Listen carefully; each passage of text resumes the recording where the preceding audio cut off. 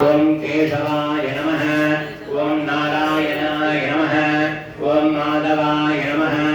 ओम गोविंदाय नमः। आजम्य प्राणायाम्य आजम्य हस्तं प्रक्षाल्य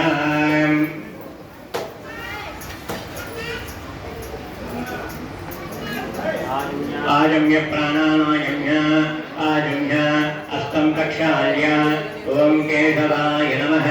ओम नारायणाय नमः। ओम माधवाय नमः। ओम गोविंदाय नमः। ओम विष्णवे नमः। ओम मधुसूदनाय नमः। ओम त्रिविक्रमाय नमः। ओम वामनाय नमः। ओम श्रीधराय नमः।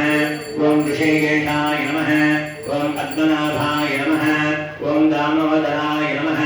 ओम शंकरशनाय नमः। ओम वासुदेवाय नमः। ओम प्रद्युम्नाय नमः। ओम अनिरुद्धाय नमः। ओम पुरुषोत्तमाय नमः। ओम मदोक्षयाय नमः। ओम नारसिंहाय नमः। ओम अच्युताय नमः। ओम जनार्दनाय नमः। ओम उपेन्द्राय नमः। ओम हरये नमः। ओम श्रीकृष्णाय नमः। ओम श्रीकृष्णपरब्रह्मणे नमो नमः।